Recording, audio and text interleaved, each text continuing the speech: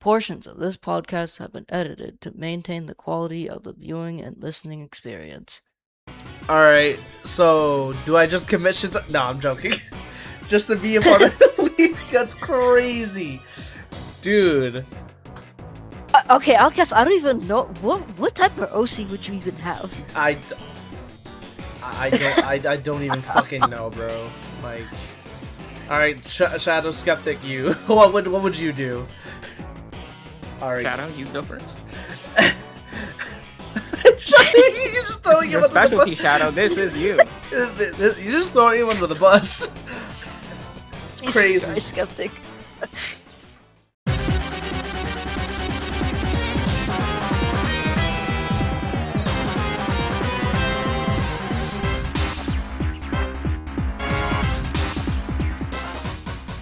Good evening, everybody. Welcome back to another episode of the Wavlength INTL podcast. Now celebrating 1 year of conversations about Rivals at Aether 2, other happenings in the Flatfighter community, and life.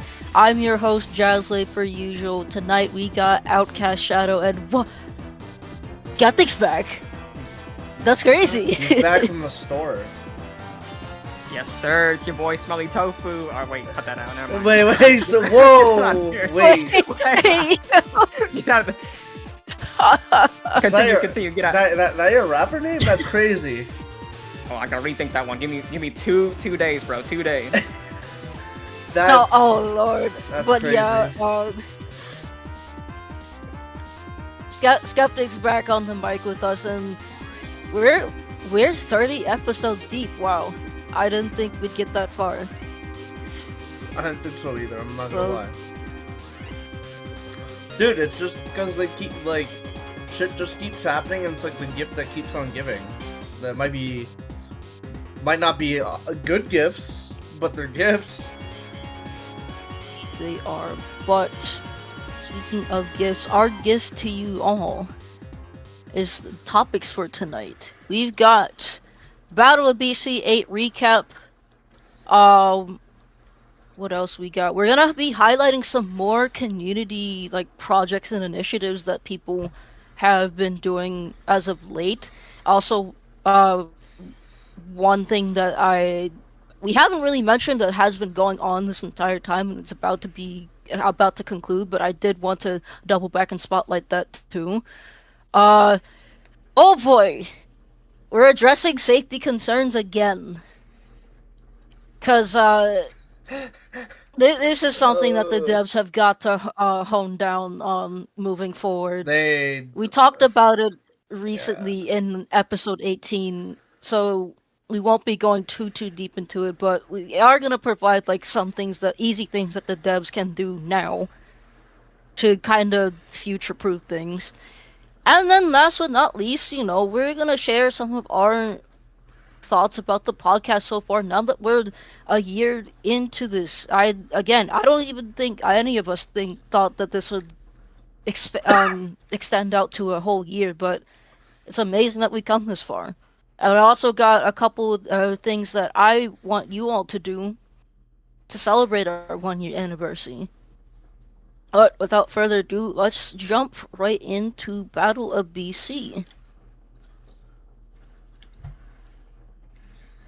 Oh my god. So, Outkast, the lone representative at Battle of BC. I'm gonna leave the floor mainly to you. Don't talk to me. with the Don't talk to me how people. I did, man. Fucking okay. For context, first of all, I did comms for doubles and singles for for day 2, right? Mhm. One of the matches was Nurse versus Bullets. And I'm sitting here thinking, wait, doesn't loser of this just send me in my path? And yes, it does. And Nurse fucked me over. She ended up winning, but in retrospect, I'm not even sure. I'm saying this all as a joke because it's like Bullets constantly has my number because he's one of the rare few that's played R1, and he will just go. He just knows when up air is just gonna hit, and it's actually infuriating. But on top of that, it's man, part of me is like, what if I did go Lorena? Because I saw Nurse do it. But but then again, I just saw her just cheese him like 3 times. And I'm like, man, I'm not sure about that one, Chief. And at the same time, Nurse was playing extremely hot, so I highly doubt I would have won that, because I was not. I was not playing so hot against Bullets. And yeah, so that's basically how the run went. So I ended up commentating the set that just kind of doomed me no matter what. So I thought that was awesome. Day 1, I'm writing a script of like my experience of it, right? So I didn't volunteer because I didn't want to, because yeah, I just did not want to. There's like a lot of things a lot of information I did not want to hear, and that was just frustrating from last year. I'm like, you know what? I'm gonna eliminate myself from that equation. Fuck that. I'm good. The internet situation was awful because I had to hotspot the team for my internet because I have unlimited data so that they could update the games and shit and boot up Steam. I think high key, I think that's like on the game itself. Cause like not only that, cause like if you cut out the internet connection, you boot up the game, you don't get the skins, even though you're on the major version with said skins. So right, I think that's stupid, and I don't know what the fix is, but I'm gonna be the entitled brat to say fucking fix it, cause you're not gonna have that one fool who has unlimited data that could just hotspot the TOs. So there's that. That was like the only pet peeve. That was like one of the only pet peeves.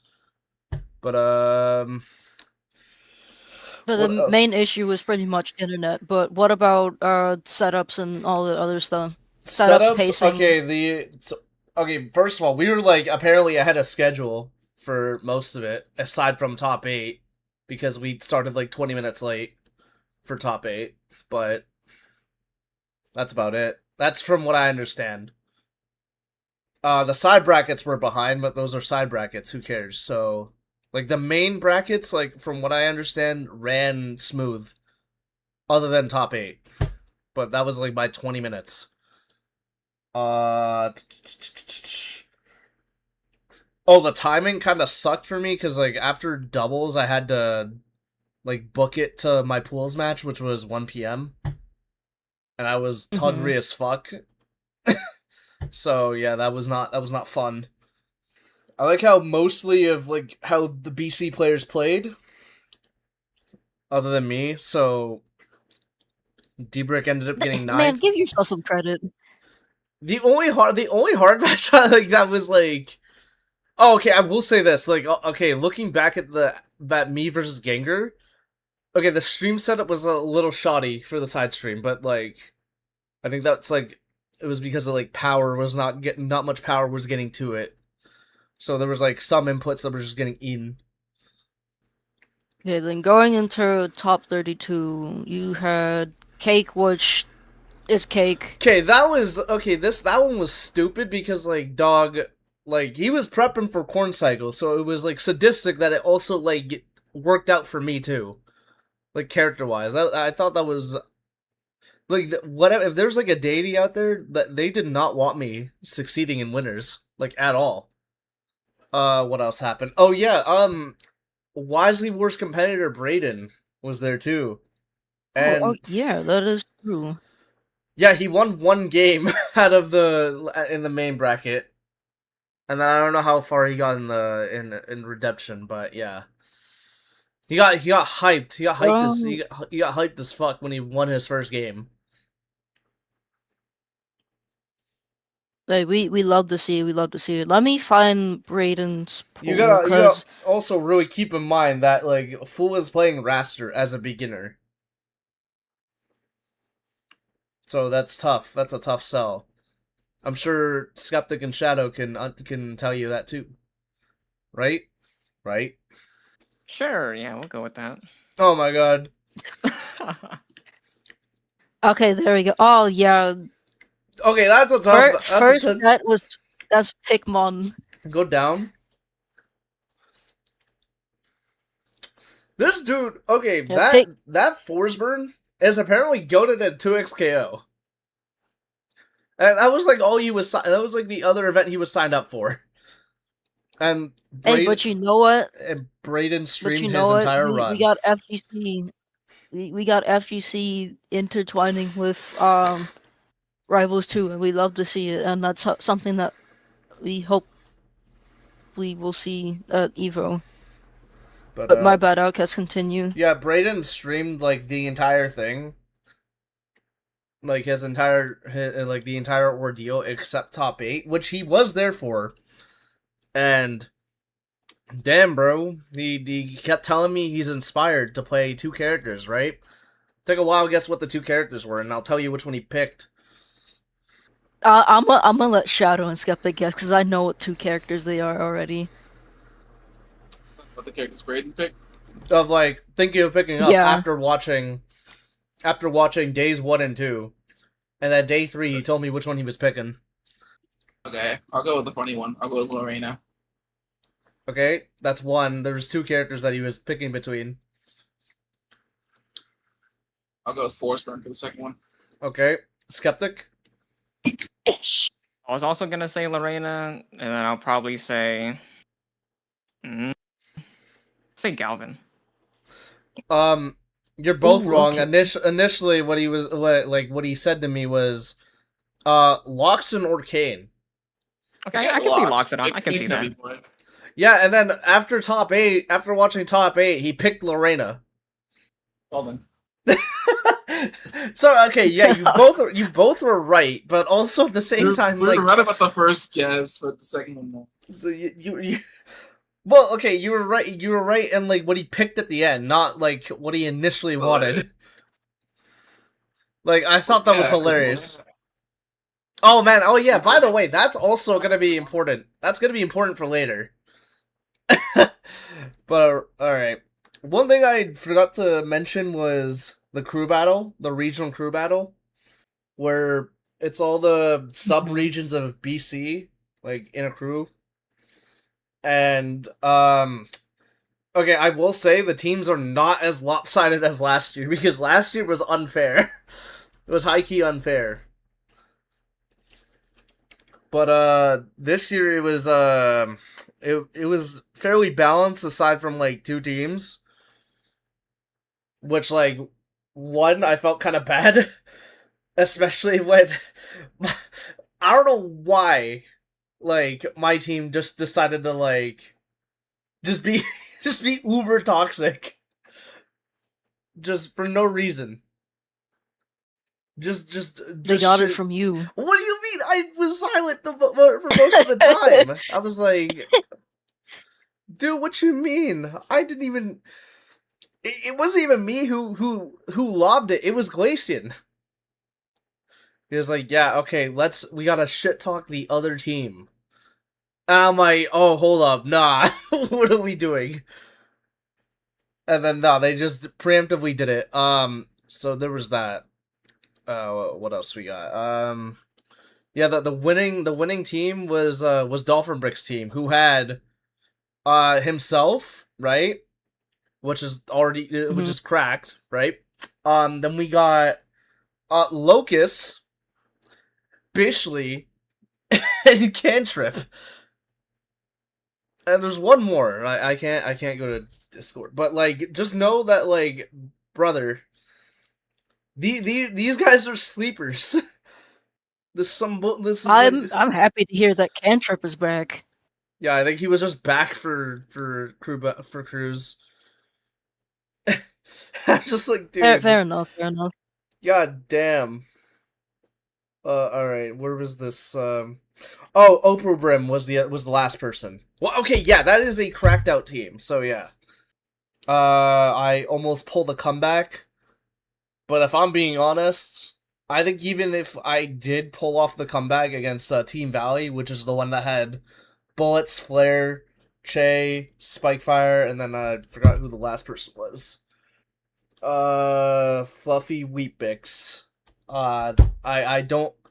I don't think. Oh wait, no, it wasn't. It wasn't them. But there's somebody else. But just know that I think I think we would have got smoked by D-Brick's team. What else? That was basically day one. Was like a lot of waiting around playing, and then catching friendlies.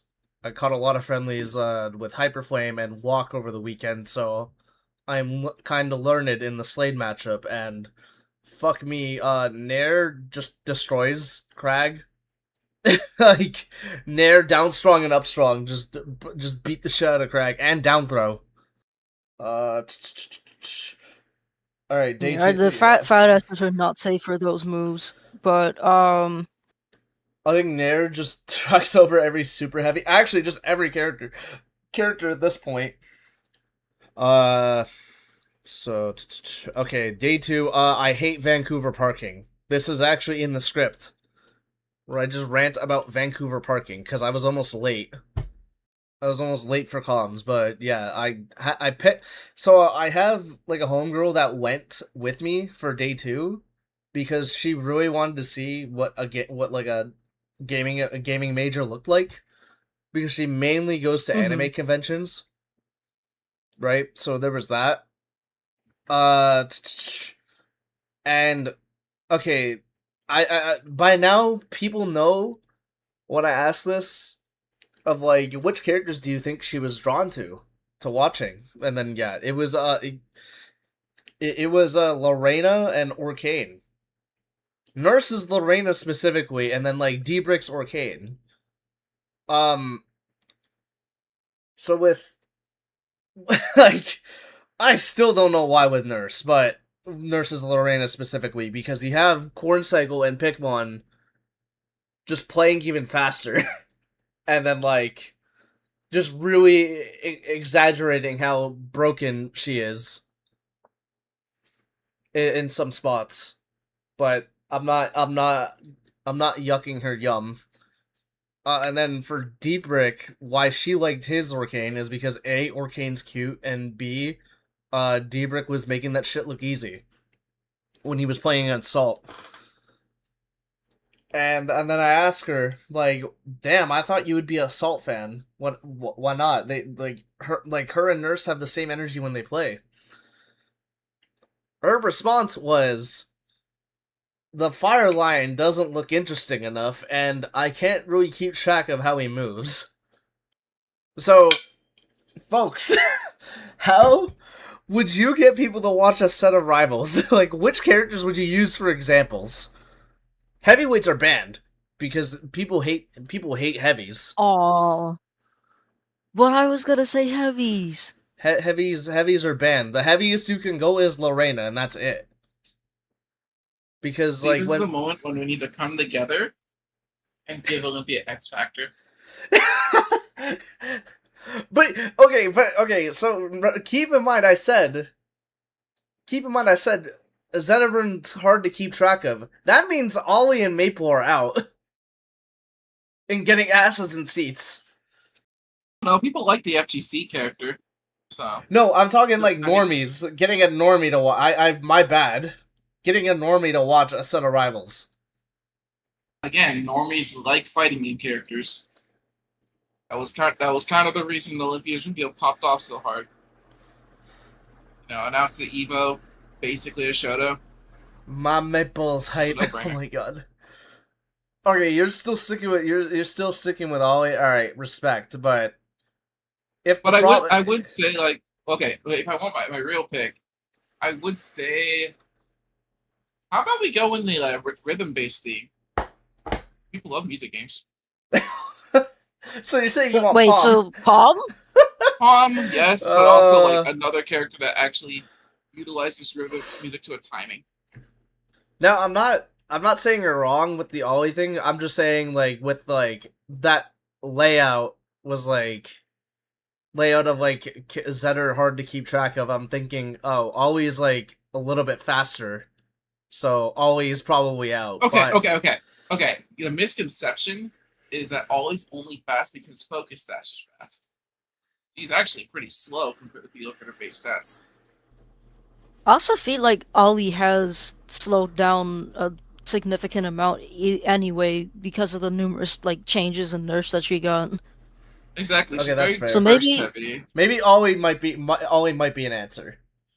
possibly, and by that logic, Hodan would also be an answer since charge character. I still want. You know, it's not going to be for the charge character. It's for the funny monkey. Yeah, I was about to say. I'm like, No, yo, you think it could be either or. you think most people are sticking around for Slade for gameplay? No, man. They want to free the Oh nets. my! Oh my god! Please stop. You know, I've already been traumatized yesterday. I don't need to hear anything else I about also hate to Slade. be the very bad news. You're likely going to get more people at the female character. huh? You're likely going to get more people in the game if it's a female character. I thought the same thing, but no, man. People were going nuts for the Shark Man. Okay, unless they're gay. We don't know that. We don't know that. Let's be so real. Do you know how many people immediately decided Slade was gay? Well, you know, like I headcanon that Prince is in the closet. Even if he's not, it's already too late. I don't know, man. Prince fans get butthurt when you say that about Prince. I'm just following. Wait, by that logic, everybody calls Raster gay. Okay, well. but this is a huge tangent, but like, okay, the devs have like really leaned into it because like, what? I'm gonna be honest. What dude has their best friend like just their best friend's picture in their locker? That's in the dating sim. Yeah, that's fair. That's fair. That's the devs doing that. That's not even us. We need to get the real MVP. We got to get unguarded sync in the game. What? Oh my! The unguarded sync that allows Arcane to sneak through. Oh my god. But anyways, all right, yeah, no. So the fucking question is like, how would you get normies to watch a set of rivals? So far, it's Lorena and Arcane apparently. And Orcane's then the weird one, but you know what? No, never mind. I take that back. Arcane is literally just attractive because he's cute. That's literally it. That's literally it. And then like sometimes, and then characters. And then like you just see him go nuts on stage, and it's like, damn, bro, he's he low key kind of psychotic because like he's doing this with a smile. It's just the Pichu theory all over again. And then I'm saying the three Goonbait characters also would attract a broader audience. That being Forsburn, Absent, Slade. Forsburn because he has the I can fix him type energy, and then we've just gone over Slade, and then do I have to explain Absa? No, you don't have to explain that one's also that one's Skeptic. Yeah, Skeptic. Wait, actually, tell us how you feel about Absa. Really quick. Bro, do I really gotta explain? That's my character, bro. That's my character. But no, like, you're not wrong. But because there is one side of the coin where it's like, oh yeah, you should lean more into the furry aspect. And if you do, you'll definitely broaden your audience that way. But I also think like there's still a chance that they could do more mass appeal with good... I'm going to be a little bit harsh. I'm going to say good character design. Because even though Arcane's a little bit funky in his gameplay, like you said earlier, he is a cute character. And Lorena is both good gameplay-wise and character design-wise. So it makes sense that a lot of people would actually sit down and watch that character, like, play a couple of sets. And for the most part, I'm going to keep it a buck. Most of the Rivals cast, they're just kind of there. They're just primarily functions. We have Goth Absa Shadow. Shut up. But no, we don't. Yeah, basically most of the cast are just functions right now. There's nothing that's tying a lot of people to the characters besides, oh, I really mess with their gameplay, or I kind of mess with their outward design. I'll play them. Unlike Orkane and Lorena, where it's kind of like instant, where you kind of know their appeal from looking at them within 2 seconds. Like you can see them, you could watch 2 seconds of their character design or gameplay, and you instantly know like what you like about them. You can't, at least in my opinion, you can't really say the same thing about 90% of the base cast. So honestly, at this point, I think their best shot, if you want to get more asses into seats, lean more into the furries. That's just me though. The easiest option. But if you want to go the harder route, you really gotta lock in with the character designs and like who they appeal towards and why you should like that specific character. Because we've gone over this multiple times throughout different podcast episodes and like just talks with you guys privately, that why should I like Rano? Why should I like Zetterburn? Why should I like Crag or whatever? There's little bits and pieces of lore, but you really gotta dig for that though. If you don't want to do all that work, you don't really have an outward reason besides, oh, I like their character design, or oh, I like their gameplay. And that's pretty surface level. Okay, so it makes sense that it makes a lot of sense that people can easily see the appeal of Orkane and Lorena without knowing their backstory, because they're either their gameplay or their character design is just really good and it stands out. In case of Brana, it's a literal story desert. Yeah, dude. What is there about him? We literally know more about Palm than we do about Rano. Like, let that sink in. And Palm is the one with the least amount of lore between the Workshop 4. Yeah, because Palm right now is carried by the Workshop lore she was given from her original creator. So that's why we know a lot more about her. Rano has existed longer than Palm and still nothing. The only thing that would appeal Rano to people is like, oh, this guy's a frog. Is he Greninja? Or if you just like ninjas in general, like I do.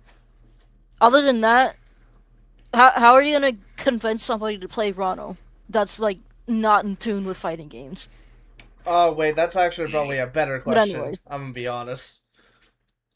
And earlier you pointed out as well that like people will gravitate towards Hodan. Not even because of the gameplay. It's just the funny monkey. Just because his design is just so goofy and it looks fun, he's probably going to be the next character that really gets a lot of people back into the game or even watching the game. It'll be like a Lorena like second effect, basically. Like it'll happen maybe to a lesser degree, but it'll still be somewhat the same effect where it has that casual appeal and a little bit of that hardcore appeal. Just because of like the gameplay design looks really fun, and also his design is just super simple, but it's interesting enough to where it really captures you.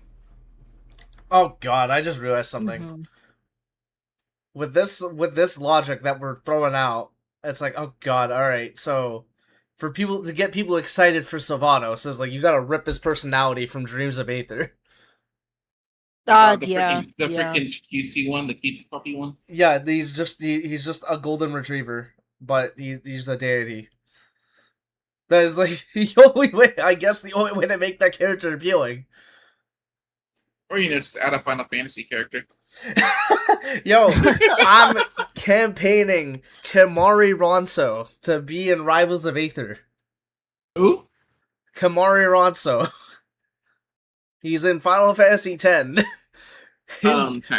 His gimmick is like he's the blue mage of the party. So he can technically be the Avatar as well. We're a couple of ways from seeing Final Fantasy in this game, if at all. So true. We can dream. We can dream. Kamari Ronso, Lorena... dude, that would take away from Artemis because Kamari also uses a halberd. God, I can't wait until Artemis gets added to the game. But anyway, Lorena definitely was the character that stole the show at Battle BC8. So. Oh my god, I knew what you almost said. Everybody was popping off Corn Cycle's Insane Run, Nurse's Insane Run. Dude, notably absent from this bracket was Mr. R, who got screwed over by flights. Ant, who same with Ant, had a late flight. who had a late fight and had to get full DQ'd, and Durai, who dropped from Battle of BC to save up for Evo. Which, honestly, like, you never know when we're gonna... I don't even know if we want to go back to Evo. But that's another conversation. So... Yeah, that's a conversation for next week. But yeah, I think you're worried about the wrong up move. Else. I think with... Oh yeah, I neglected to mention there was a workshop bracket too. That was one of the that was one of the side brackets. Yes, this one. Bobby C. AKA Bob C. Oh wait, did I ever give you the file? Like the picture file? I don't think so. No. I mean like the workshop file. No, but I know where to find it, so give me one second. I'll throw it in the group chat. So Bobby Crest is the mascot of Battle of BC that was conceptualized by some of the artists that worked with Deer, and then turned into a workshop character by the likes of what's his name? What's his name's blanking on my head. Uncle Satan. Uncle Satan, yeah. Okay, so the credits go to Porky for character design, Primal for the model, and then Uncle Satan for the rig animations, moveset, and mod development, Bird for moveset, testing, and balancing, Blank Mauser, Ray Wolf, Mystery Soul for testing and balancing. And then also, side note, like 2 weeks prior, me and Ceramic were also tested out Bob C. Yeah, so he's a little guy. There's one specific move that wait, oh my god, this girl. What? So the backstory I got was like there needs to be a move, like a specific move, right? Take a wild guess what specific move this is. A move that brings the community together. I know what it is. I'm gonna let everybody else guess. I know what it is too. Skeptic guess. Maybe you know what time it is. It's time for that baby shine. Come on. Oh my god. Yeah, it was. God. I forgot I told you to, but yeah, it was Shine. Yeah, you told everyone already. Yeah, it was Shine. I'm like, what other moves were on the table? One of them was like, I think Blizzard from Ice Climbers, because we have a lot of Icy's reps in Smash. So yeah, another one was Wolf Flash, because Ouch, right? People get hyped for Ouch, I think, still to this day. Oh yeah. So yeah, it's me. I'm an Ouch fan. And then I was thinking it was and then dissuaded more into Shine, and I'm like, I will say this though, the shine that he was given, at least again in the Ditto, the shine is fucking garbage. So thank God, it's what I always wanted. It's only good as like a burst get off me tool, or like used to like if the opponent DIs in, it leads into up air, which up air is a kill move. And so it's like the opponent has to mess up drastically for you to even get a follow up, which I think was good. One of the things we've learned with Bobby C is that you don't fuck with my Bobby C, because I ended up getting second. Really, they talk about your Bobby C. So one of the things that was really cool is that, keep in mind, I only played this dude for like an hour and a half in rotation, so I'm not even that better off with Bobby C, but they finished all his moves on time, and the sound effects and the VFX is pretty good for something that was like absurdly like short notice. And his main projectile is the shields that you see around him, and you can recall the shield. And in my match against Uber, I figured out oh, the way to play this guy is just play really, really fast. Just wave dash everywhere. And then you're bound to hit something. And then always have shield out. Like the projectile. And then I think by the time I got to the Pikmon set, I figured out that he also has these curling rocks, right? Because he also has because it's also supposed to be based on curling, like this character. So his special ledge getup is like him summoning the curling rock, and like it just goes across the stage. But you can stop it if the opponent's in the way of it and they shield it, or if your physical shield stops it. So it's now a pickable, like you can pick it up as an item. And this thing is actually really, really, really strong if you get hit by it. So you just go flying. If you're at high percent, you get hit by it. So that was my main gimmick. Was like rack them up to a high percent, then try to pick up the curling rock, and then and then try to hit them with it. That's basically how I beat Sophie. Nah, I see. That is literally the only reason why I beat Sophie is because I would just faint a lot, and then bam, she's dead. she got hit by the curling rock, and then back throw also kills. Dude, that move used to kill at like 120, and there was like nothing you could do about it. But now I think it's like max like 165. Or minimum 165 is like when it kills. And you would have to be at ledge for that to work out.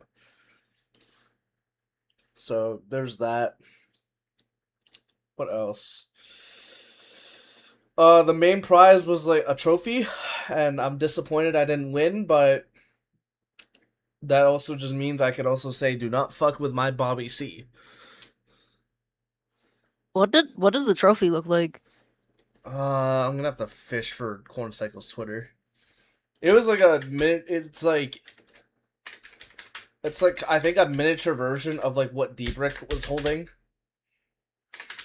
Ah, I see. Hold on, let me see if I can find it. But yeah, overall, this character looks fun. I do want to mess around with Bobby C and actually some other newer workshop characters now that there's been more time for people to make stuff. So at some point, I think I'm gonna go back and boot up workshop again. I don't know about the rest of y'all, but he's just a little guy. And fun fact, if you guys were watching Battle BC last weekend on the Galint channel, you got a free Bobby C emote just for watching. And he's waving. He's just a little guy. So I have that emote, and whoever else is watching Battle BC also has that emote. So enjoy a little Bobby C in your Twitch emote inventory. I think that was pretty cool. Yeah, that was basically my day 2. It was like getting knocked out, doing comms like at first, then the Bob C bracket. And then I think afterwards I got a bunch of games with Hyperflame, so yeah. Yeah, a bulk of this was just me wanting to ask that question of like, yeah, how do you get asses and seats for rivals with characters? The conclusion here is that you gotta, I guess, like, for it to be really easy, you gotta lean into the goon bait. Was the Bob C bracket streamed? Yes, I think it was on Flare TV's channel. It was. So if anybody wants to see VODs of Bobby C, do check out Flare TV's Twitch. I think the VOD should still be up there. If not, then we can ask Flare about it and see if the VODs are on YouTube somewhere. But I did catch a teeny bit of it, and again, it looks like a very fun character. Found it. So props to. Oh my god! Props to everybody behind. Dude, a big ass raid from the entire scene. Holy shit! Yo, what is up, folks? How are you all doing? We're just going over BOBC from my point of view. Yes, I did that on purpose. Like, you don't need to. Well, I'll time skip to like where Pikmon and Kasai were playing. Workshop bracket aside, Outkast, how are you rating Battle of BC as a stop on the circuit? 9 out of 10, and that's mostly because the game 9 itself out of 10. shitting itself for when you try to like when you want skins. That is like it is literally that. Top 8 was lit. I can't speak for everybody, but the setups at least I was on was solid, aside from the stream one. And I'm assuming that it was the stream one that was causing delays for top 8 as well. No, the stream setup on Flares, like the setup with the Bobby C on it. That was the one that was issues. Okay. Like when it came to the actual stream, like the main stage setup. No, that one was good. It was just mostly like trying to boot up the game was a pain in the ass. That was it. Alright, gotcha. Alright, but more topics. Hey, this is good. This is good. Battle BC, first W for Smash events.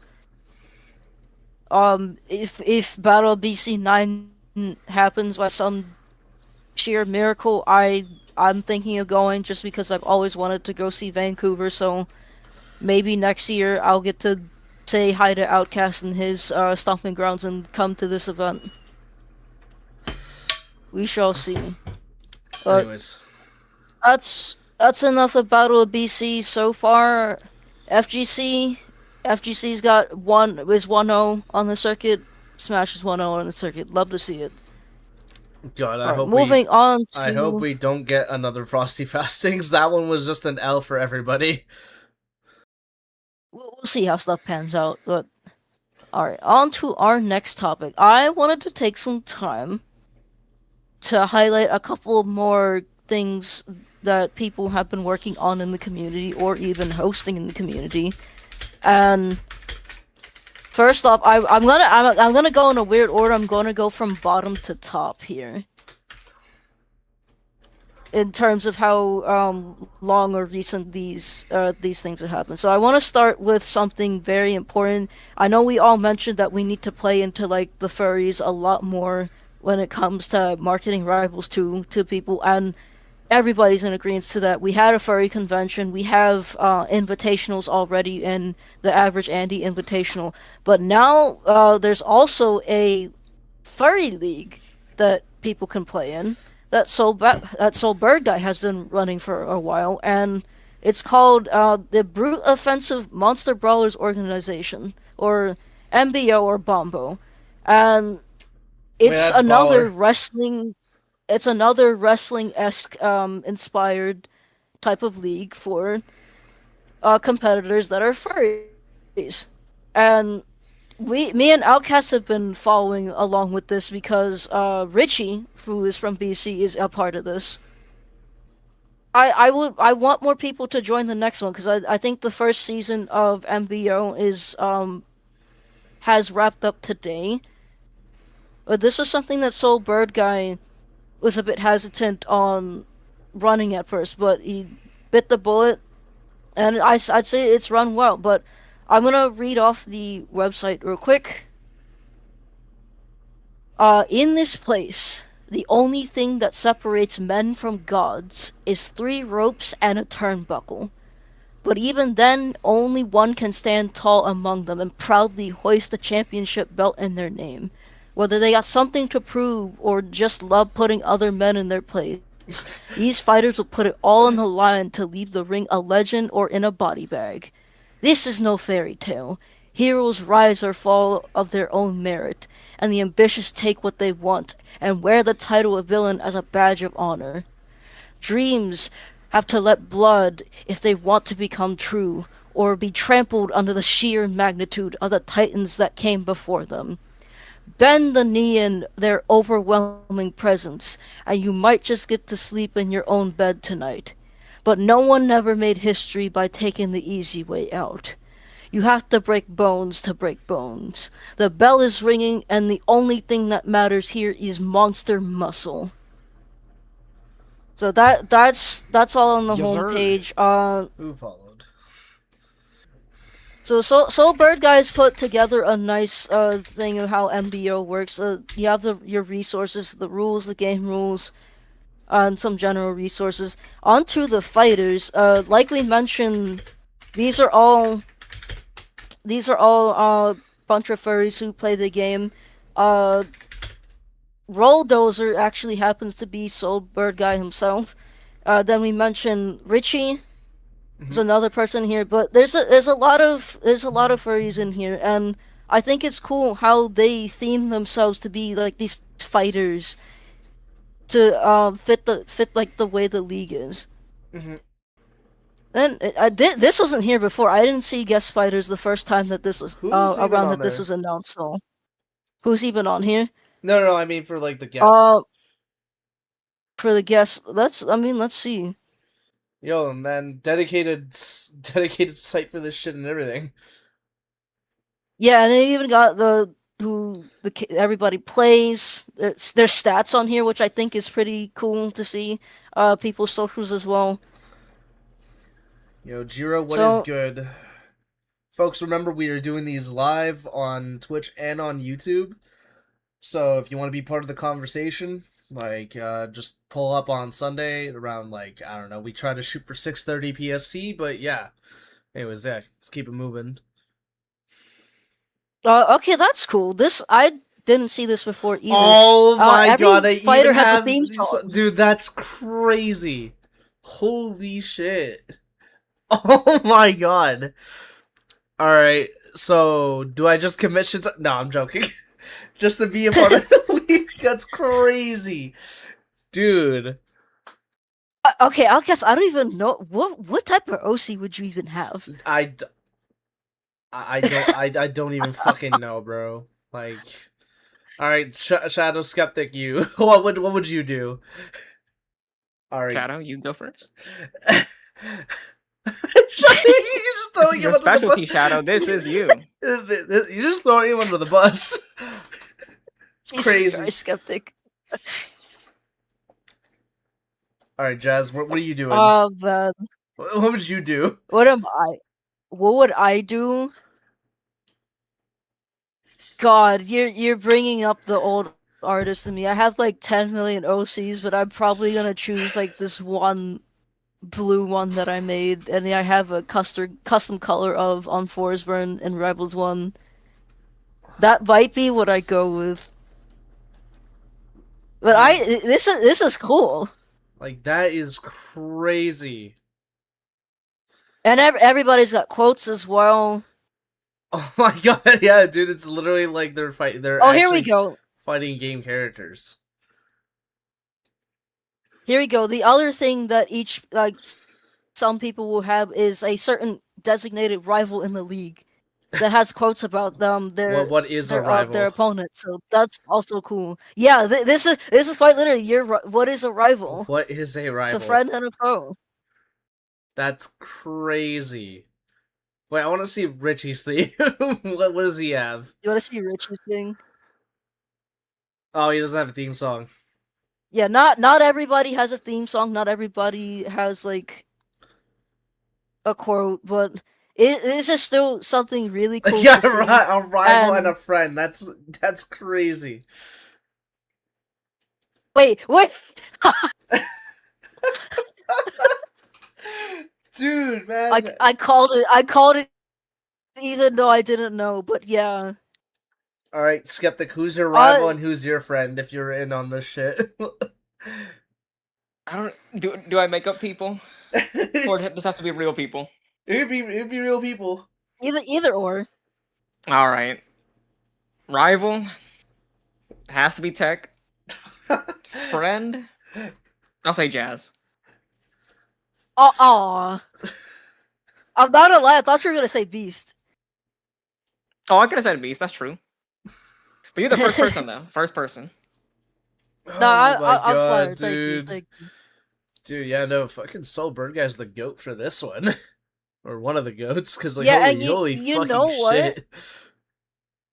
You know what? If I wanted to try and get more furries into the game, just watch this shit. Like, just watch this. Outside of like conventions. Yeah, I'm telling them to watch this. Watch this. I'm telling them to also, hey, if you want to play in this, go to the site and hit connect. Like, hit his lineup.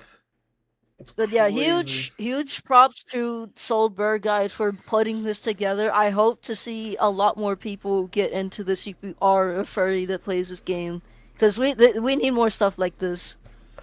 I'm loving the amount of wrestling themes, type of side things that we have going on in the community. I think what's cool about this Yep. is that just a real quick little piece.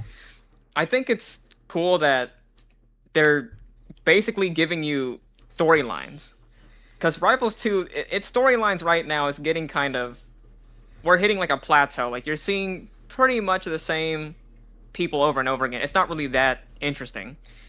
But with this little event here, and if you participate, you yourself get to kind of immerse yourself into getting your own kind of storyline, I suppose.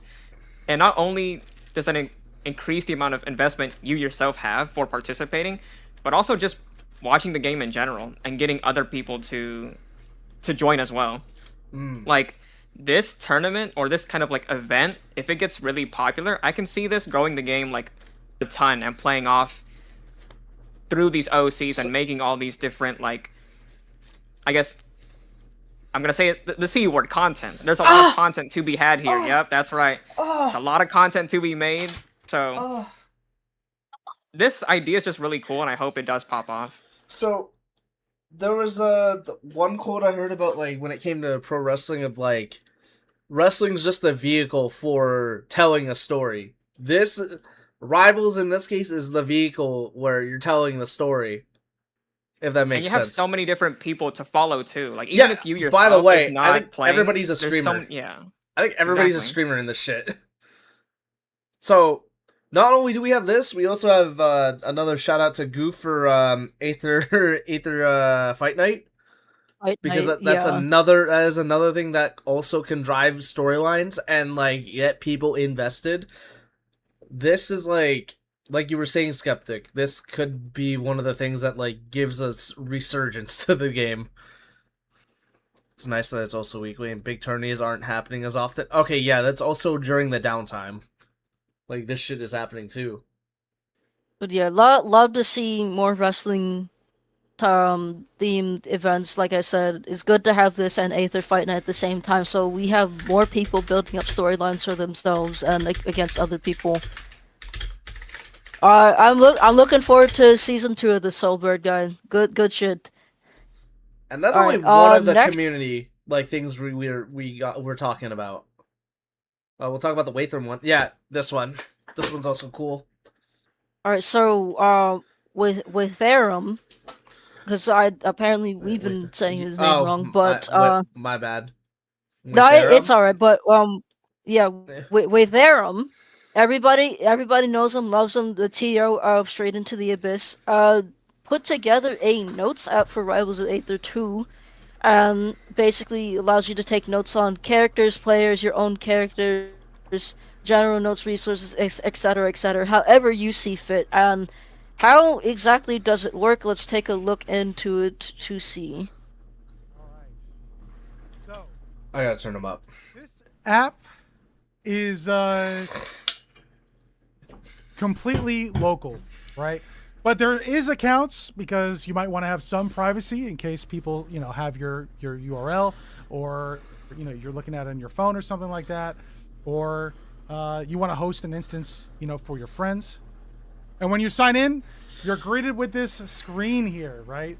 And so for each character, you can take notes for whatever it is. You can upload attachments, see things on the wiki for that character. You can take player notes, okay? This is also pretty cool. You can add however many you need. You can expand it if you want to work on it, all of this kind of stuff. But when you add a character, so we're going to take a look at Sauerkraut here in the roster. When you look at Claren, you'll also be able to see who mains Claren in this section at a quick glance if you want to edit something there while you're thinking about it. You can set your own main, your characters, whatever else you need to do. Again, quick access to your character's stuff. You can take general notes, whatever it is you need to see. anything that you've uploaded, you're going to be able to see here. And also, we have some resources, things you might need to do, whatever. And something that I'm also very proud about, chat, is that we have GitHub backups and also just standard text file backups. So it's very easy for you to create a repository that's fully private from your notes, and you'll be able to see it. Something to note about all of this stuff is there is a file limit.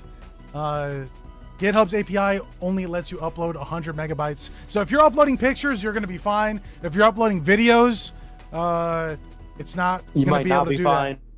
Yeah, you're not going to be able to back up all your videos. So, but if you back them up to YouTube and you link them, you're going to be able to use that. And yes, Waddles, if you would like to use this program, you can head on over to github.com/Watherum right now. And it's the Rivals 2 notes repository. Okay, I'm going to put this in the chat. I just got to... Oh, I have it over here, right? There you go. Have at it. Have fun taking notes. Time to grind, chat. It's time to grind. Indeed it is, and I have that site pulled up right now. Like I said earlier, I'm on my laptop, so I haven't been able to set this up, but for anybody that is a big note taker, you want to have things physically written down so that way you have stuff to remember about a certain player, a certain play style, etc. You have this at your fingertips now. And I hope to see a lot of people get use out of this. Just trying to see what you have to do. So there is a fair bit of setup that you need. You do need JavaScript on your device to be able to run this. And when you do download it, just make sure you follow all the instructions on this README here to be able to set up and use it. Jumping down to some of the stuff that's on here, accounts. So you have account stuff like Wath showed, admin accounts on here, other features. Like we already saw, we got the roster home screen. There's workshop characters on here, which I think is pretty interesting. Y'all are gonna need notes on my Bobby C. Where I just fish for the curling rock, bro. And for workshop characters, you have the portrait image, the full notes, attachments, a link to download it, delete button to remove the character, and it'll autosave. And I like that. I like that Wath I like that Wath added this already as like a future-proof thing, because there is going to come a point in time where Workshop is going to be done, it's going to be merged into the main branch of the game, and then we're finally going to see competitive Workshop pop off. So having this already is a good way to prepare for when competitive Workshop it becomes real. We already saw this character notes, player notes, your mains, game notes. Text formatting, important to know for anybody who's like super organized like me. It must be Times New Roman size 12. APA format. Oh my god. And then all of the resources that are on the Rivals 2 notes thing. You have, of course, the drag down wiki, Rivals 2 VODs, all the discords. We'll come back to this later. We're coming back to this next, actually, because this came out recently. RPN, which we talked about before, the note board, and then of course Watt's Discord. But yeah, what do you all think about this? Shadow Skeptic. I'm glad that we're getting more actual resources for like more personal things like note taking or just like in general, just more resources, more, dare I say, content that we get to that we get to actually utilize. Why do you hate me, bro? The noise that you made, that don't sound like hate. Oh wait, urgent. What is this? Oh my god, dude, this is another thing. Oh yeah, what funny thing? We were gonna talk about that. I guess we get the chance to. Yeah, dude. Oh my god. All right, those watching this live. Oh, yeah, I'll follow you back. Watching this live. All right, or watching this in video form. Fuck, I'm getting mixed. So like Goof just dropped a link, and it's the thing that Hyperflame has been working on, where you can export tags. So when you're out at majors, it's just like it's just there. Majors, locals, regionals, wherever. It's just like, okay, let me get your tag. Holy crap! Okay, I feel like that's something that should have just been there in the game in the first place. I'm gonna be fucking honest with you. This reposting that. Pass that to me, Outkast, and I'll bring it up. It's in chat, but yeah, sure, I'll drop it in the. Yeah, Goof just passed it along. That's some that is like some timing, bro. See, we love this. We love this. Like, I love seeing more and more community projects come out for Rivals 2. This is something that, again, we had a little bit of in Rivals 1, but they petered out for the most part. I think the biggest thing that we still have around is MentorBot and the Rivals Academy Academy Library. Dude, that people bitch about, but that's another conversation. But, alright, but Lothram is fucking goated for what he has done with this. Like, that's just some like something you don't think about. But then when you have it, it's like, oh, I can't live without it. Game is limited to 100, so maybe not for majors. Oh, well, that's true, but Skeptic, what do you think about this tool that Lothram has blessed us with?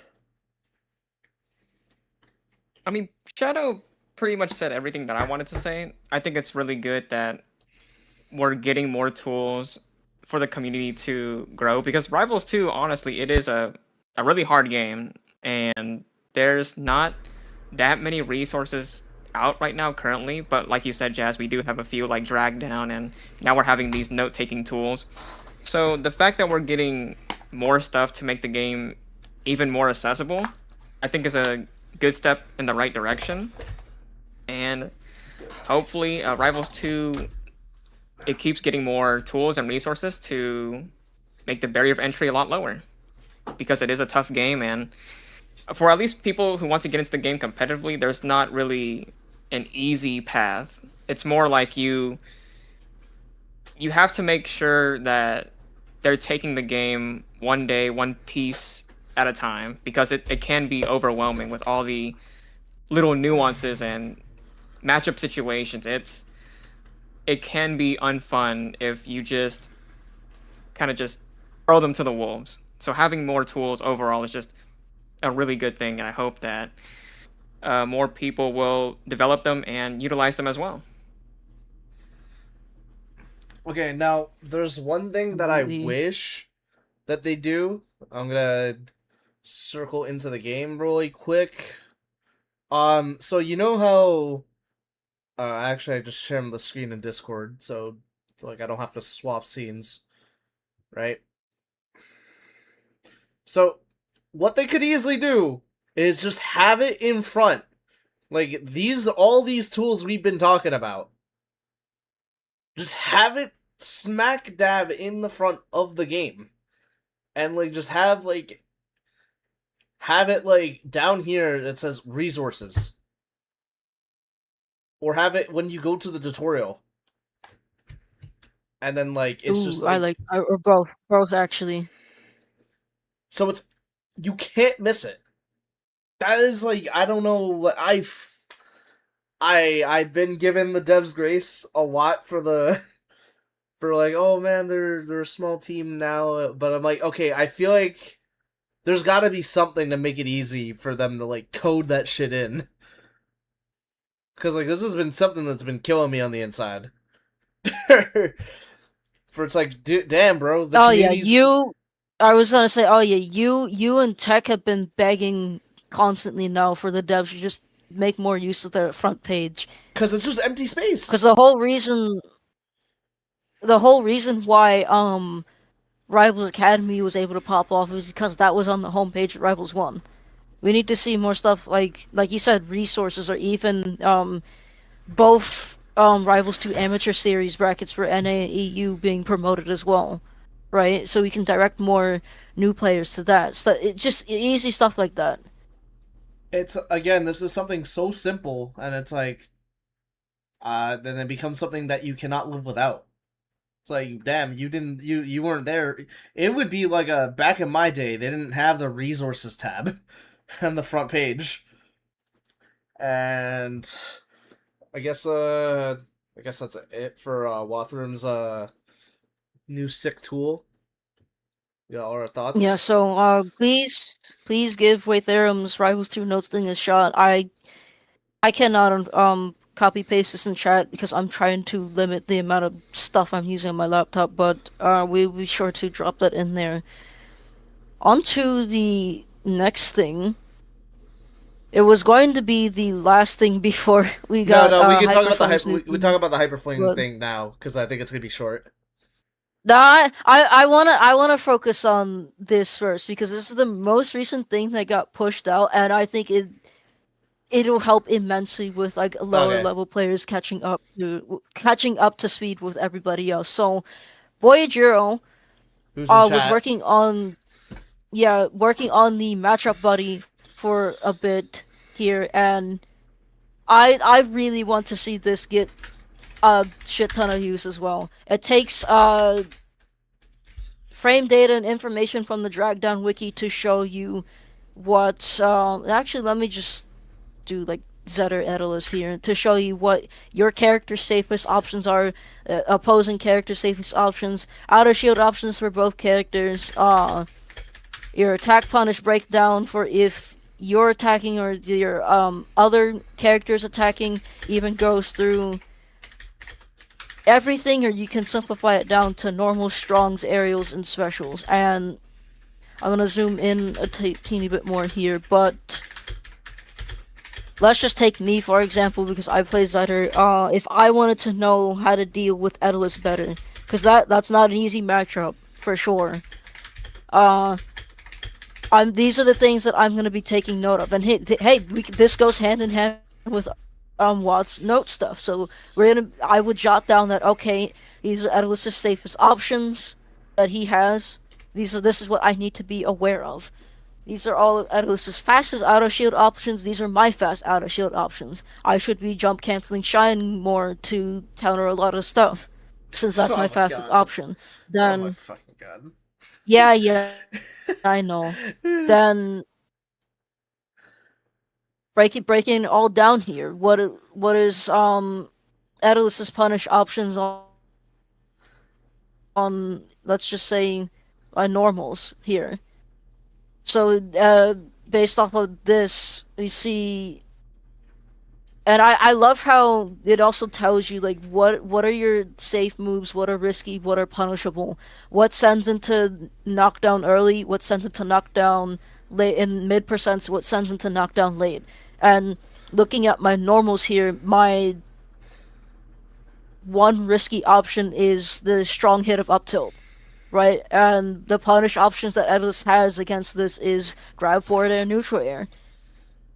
So this matchup buddy breaks down so much for everybody, and this is a huge help for lower level players just kind of intimidated by the game and unsure what to do next. It's also like pretty useful tool for all like the analytical nerds out there like Shadow able to do quick comparisons on like what's fast, what's slow, what works, what doesn't, etc. Mm-hmm. What do we think? Skeptic, I'm gonna start with you. I think it's pretty good overall for just getting quick information, like you said. It could be really helpful whenever you're like, oh, let's just say you're at a local or a tournament and you need some quick information. You could just boot up this website and just get what you need from there. It's also easier for people to kind of recommend as another tool to help them improve within the game. Because, like I said before, there isn't that many tools or directions that you could point a new player towards without being like, oh, go towards the Discord, or oh, have you tried going through the tutorial page on the home page and going through all of those basic foundations. It'd just be like, yeah, just fucking pop the link for this. It's like, nope, you could just go here. So it just makes it a lot easier to give directions towards a new player and be like, oh, okay, I can just use this really quick to get some quick info. Because you don't want to be, at least for me, like I get kind of like, I guess, shy, I suppose, whenever I go into someone's Twitch chat and whenever they're playing a fighting game, and I'm like, oh, what are your thoughts on X matchup or Y matchup, or what moves should I use? And they'll be like, well, for me personally, I don't really play the character conventionally, so I wouldn't use this, but most people would use this, and you kind of get like this weird back and forth where you're getting information, but it's not very helpful in a sense because it doesn't really apply to you. So having something that's more conventional and more standardized is just easier to recommend in the long term. Shadow, what do you think? Absolutely. Shadow, what do you think? Also, Jazz, do Crag Rano really quick for the GOAT. Let me do Crag Rano. Alright, I accidentally went to Galvin's Drag Down Wiki page. Show Rano attacking aerials. I remember did this on a whim earlier. Dude, I was about to say this fleet champ. That's true. So while they're doing that, I'll talk about my thoughts. I'm really happy that we have another source for this outside of Drag Down. Source. And it's just something that's, like, again, easily accessible. Now, I will say that I'm pretty sure it's incomplete right now. We are definitely missing something extremely important, and I'm looking forward to when that gets added. Specifically, counterplay to floor hugging. Or specifically what moves are safe against it. That's a good one. That's a good one. The drag down also kind of has that, but yeah, just having it all in one. It does have that, yes, but like just having it all in one information, just like, okay, this move is this safe against floor hugging, or like this move is really unsafe against floor hugging, stuff like that. Just stuff that we have to make it so it's just like, okay, well, this is the one-stop shop for everything. Show Rano attacking aerials and then look at results. So I think have Rano attacking. You're showing Crag attacking. Yeah. Now Rano. No, I just swapped it to Rano. Now go to aerials and then see what pops up. Aerials, alright. Yeah. Jesus Christ Almighty. Yeah. Yup. Yeah. Yeah. Y'all thought I was tripping a little bit.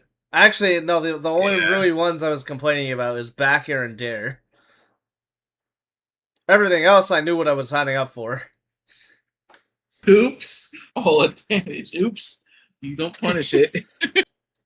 Just all 19 hits are safe. That's crazy. Yeah, you just can't get spread. Yeah, compared. I want to see. Okay, Cracks. to be fair, you have almost all of your stuff is safe. Yeah, but I'm also so fat. I'm so fucking fat. I just get hit by the strong hits anyways. Yeah, alright, but yeah, see, this is good. We're talking about matchups actively using the tool. Oh my god, dude! A whole lot of green. It's great. Oh yeah. Yeah, I don't have much else to say to this. I like Shadow said, floor hugging would be a huge thing to add to here. Oh man, dude. We'll soon see it. We already kind of have like Guess that matchup, dude. That'd be hilarious. Like, tumble percents. Wait, Wait, okay, I'm tapping to like what Boyjiro just said. That is hilarious. Dude, that would go crazy on shorts. So, like, guess that matchup, and it's like, it would just be like Crag Rano. Can we bring up Bring up Shield. Shield? Zedda's On who? Shield. Oh, On God. everybody, or just pick a random one?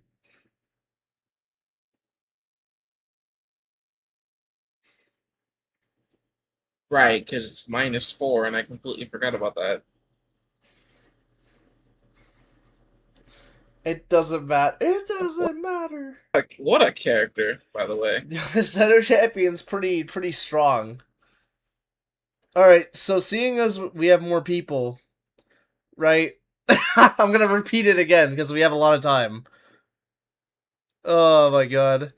So I brought a homie to battle BC, and the two characters she really vibed with watching was Lorena and Orcane, and then she thought Zetter was not interesting enough, and she could not keep up with his movement. So my question to y'all fine folk in the chat, in the live chat, is how would you get asses in seats without the use of heavyweights? Because that's just cheating.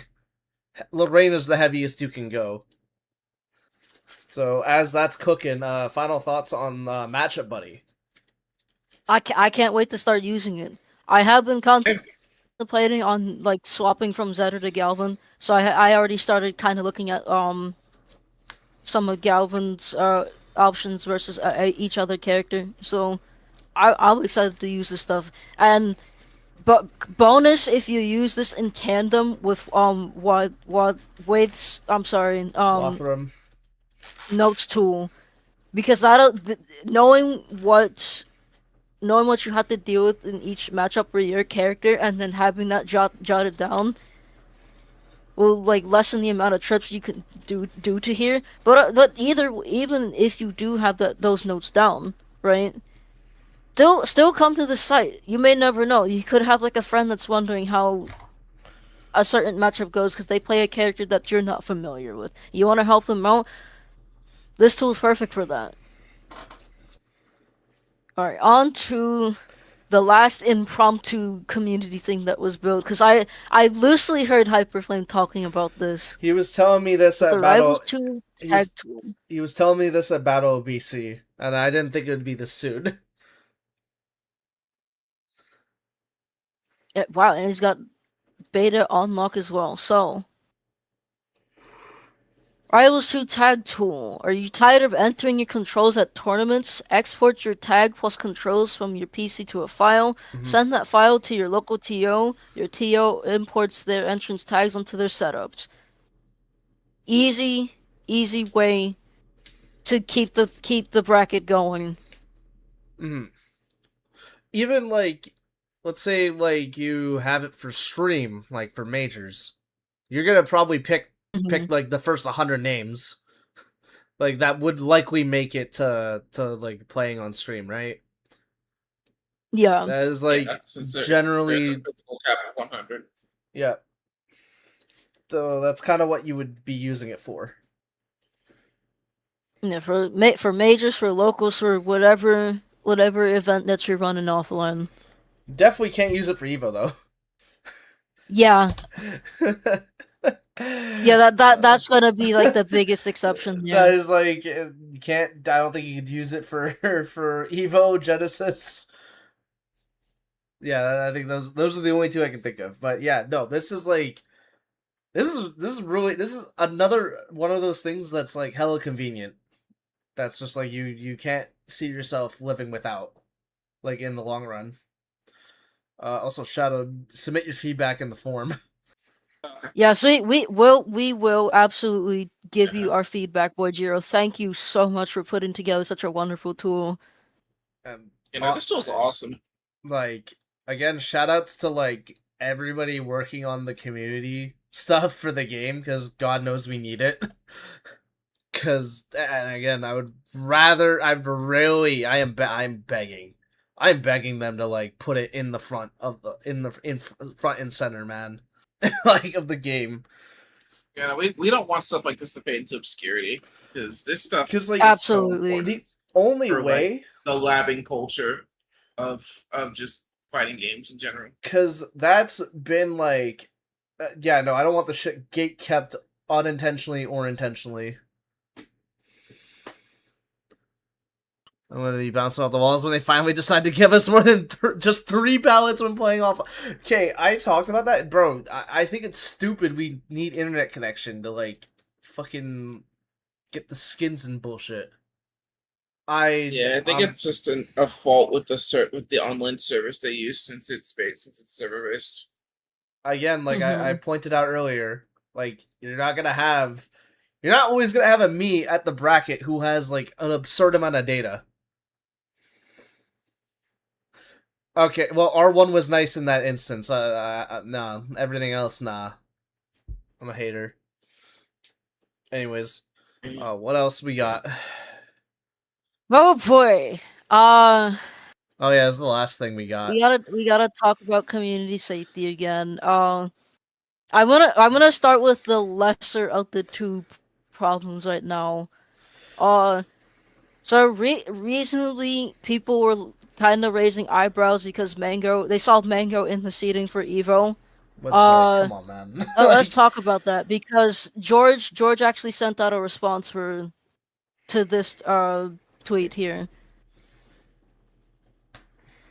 So we already know what Mango did. We talked about it multiple times before. We don't have to go over it again. But it's recently, so people are like, why are we letting him ban evade? Right? We talked about him trying to play in ult bracket that EE was running one time before. Nobody was happy about that, so he bowed out because he didn't want any issue. This time around, it's a bit different.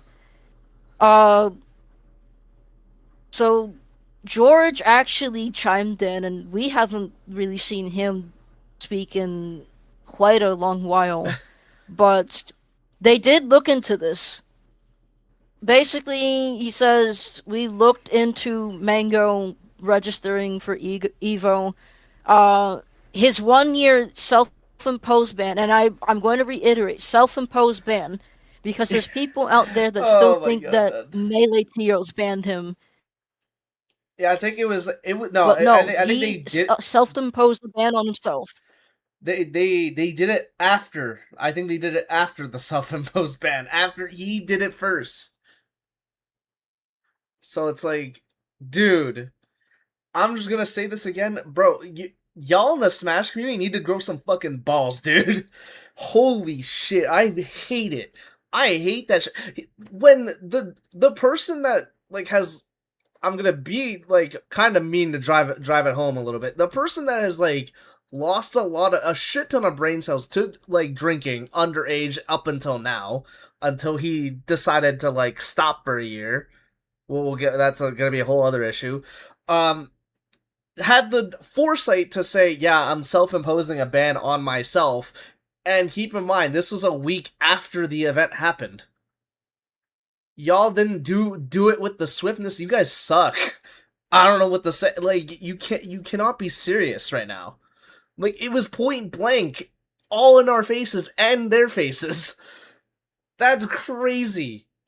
Oh my god, yeah, TPP goes crazy.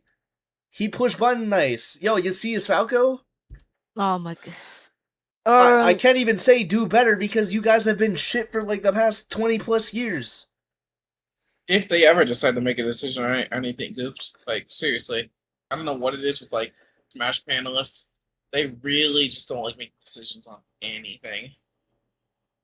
Like the pussyfooting go crazy, man. Anyways, what did George say? He said that since Smash and Rivals majors overlap, we generally adhere to the same safety ban decisions, and he'd be eligible to play Evo weekend. And even we talked about this behind the scenes. Like, wait a minute, when does Mango's self-imposed ban end? And it is like the week of Evo, I'm pretty sure. Which is like, okay, yeah, it's kind of skirting it close, but at the same time, I mean, he's like shown drastic improvement. I can't say the same for his chat. He's shown drastic improvement. Hell, dude, that's another thing too. I don't think anybody should be that popular that fast when he was that young.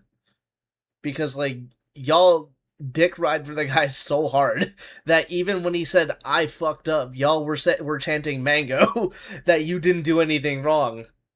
Oh my god. Actually makes me sick. So yeah. Alright, Outkast, I have one question for you. So you said that Melee Teos did end up banning him. For how long? Because we know his self-imposed ban was a year, but how long did Melee Teos ban him? What I understand, the same, like, they're adhering to, like, whatever same timeline. I don't even know if it was like Melee TOs themselves actually banning him in the first place. Like, I'm just choosing to believe that. The only Melee event that I saw, like, an official ban statement it was Supernova. from Mango was Supernova. Oh. Yeah, it was only yeah, Supernova. right. I haven't seen anything It might else. not even... I might not even just be... Oh my god. I'm probably wrong. So it's even worse. Dude, I just gave them grace. like within, like, 5 minutes, and now that grace is being taken away. That's crazy. So yeah, I think it was, like, publicly only Supernova. Yeah, so despite Mango's self-imposed ban ending, like, the week of Evo, he did say that, again, he does plan on going back to drinking again. That's... And, like... Which, reasonably so, made people upset. Yeah. And there's not much we can do about that, right? And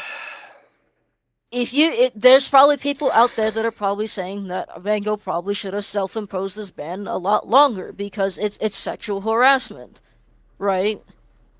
Mm-hmm. But where are we going with this? I think this kind of highlights a bit of a problem that our community has.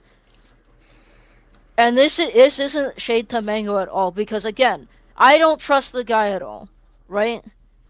But I can't not give him props for being the one person to take accountability for what he's done and actually work to be a better person. Mm-hmm. It's just the more that I see him working towards being better, the more I will slowly trust him again, right? But the problem that we have is that for some odd reason, Smash players that were, like, banned from either Ult or Melee, they look at Rivals 2 and think, oh, this game is kind of like, looks kind of like Ult, or this game moves kind of like Melee. I'm gonna play in it now. When realistically, a lot of people in our community don't want these people because we're trying to cultivate a safe space. And I'm not saying this towards Mango. I'm saying this towards another person who people have been trying to get banned since day fucking 1 of the game officially releasing. I am talking about Salem. People have been trying to get him out of this community, reasonably so. Even an NA Cord saying to mods, hey, this is Salem. We don't want him here. He shouldn't be here. And nothing. Mm-hmm. So, by doing nothing, and this isn't the only instances of this happening, but this is probably the main one, by NA Cord mods doing nothing to, like, keep out, like, people that we know are problems, since, again, George is saying that they adhere to the same safety and ban decisions as the Smash community, then enforce that. Or otherwise, a lot of the band players are gonna think that they're safe in the Rivals community when we don't want them, right? We're a very, very queer space, and the last thing we want is, like, somebody that was banned for being a transphobe in our space, right? Mm-hmm. Oh yeah, so that was another one. All I'm asking is this. Since George is saying they stick with the same ban decisions that Smash TOs go with, why not, one, enforce that, and two, ensure that people have, like, something to look at to ensure that that enforcement's being followed. Not the exact words that I'm trying to say, but you guys get my point. It's like there shouldn't be an issue, and it's a byproduct that came with our our community becoming a lot bigger with Rivals 2 releasing, right? And I've said this previously before in episode 18. The what's it called? The tip line isn't gonna work anymore. We need something better than the tip line. Because that safety tip line at the time worked when the community was a lot smaller and a lot easier for the devs to deal with. Now it's probably like maybe 10 times the size it was from Rivals 1. And you have more people to deal with. You have to stay on top of stuff like this. Because the community is bigger and we want to make sure people are safe. Right? And I want to bring up another thing real quick that the devs can easily just follow, if not maybe fork and make their own version of in the rare event that somebody from like within the Rivals community that isn't from Smash causes a problem that results in like a ban again. The community safety resource project. I think I've mentioned this before in the past. But this is what the Smash community has made and put together, and they have a whole restricted player register on here. If the devs, all I'm asking for the devs to do is just have this on hand with them, since they want to follow the safety and ban decisions of the Smash community. And then if you need to add more people on here, you have your own version that you can add people onto, right?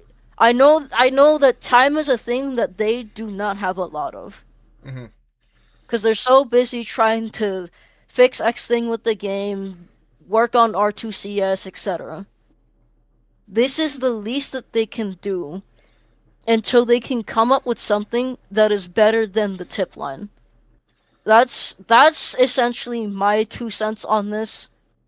For anybody that is upset about Mango, I understand. I completely get it. We're not invalidating you. But it's completely fair to feel that way. I'm like coming but in. Salem, Salem's gotta go. Well, yeah, I was about to say, I'm like, okay, but I was about to say, yo, can we just hop off of Mango's nuts for a second? Because, yeah, fucking Salem. Because it's like, how are you gonna get mad over a guy trying to sign up for like another Smash title that doesn't even coincide with Melee, and how are you gonna get mad at a guy for signing up for a bracket where his self-imposed ban is done, and now the drinking thing we can't. He's a grown adult. That's his prerogative. You can't do anything about it. It's only gonna be our problem when something does happen, because then we just look crazy as a result. But yeah, Salem gotta go. And then I can already see light years into the future of like, well, he's not signing up for brackets, so it's not a problem now. That's not the issue. That is but that's gonna be the rationale that people are gonna go with. That you know it's true. What do you two think? Yeah, Shadow Skeptic, I'm giving the floor to y'all. I've gone on way too long. That's fine. Understandable. Skeptic can go first in this one.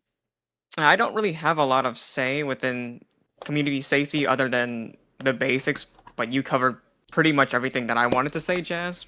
But I will say this, though, that in terms of Mango participating, I would say that personally I'm okay with it, and he is a grown adult.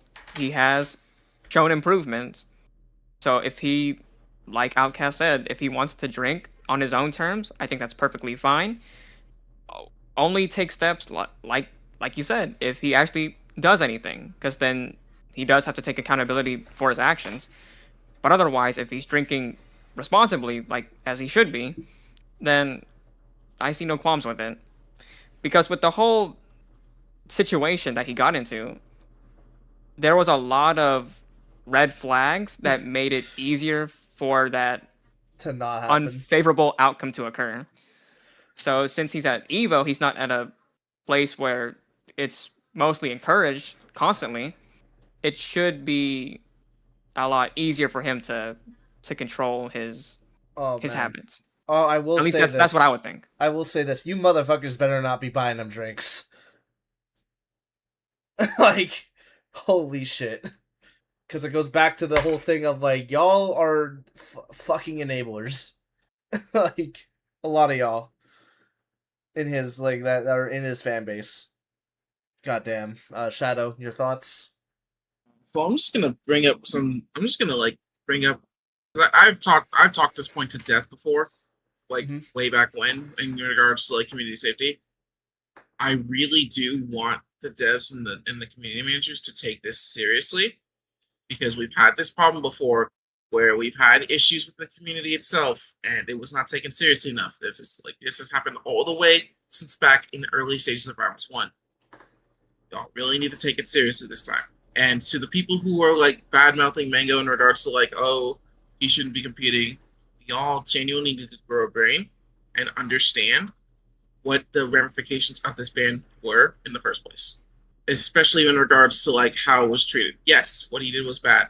Yes, the self-imposed ban is over. Y'all need to form your own opinions instead of just listening to some random person that spouts nonsense on Twitter and is trying to derail and cause problems.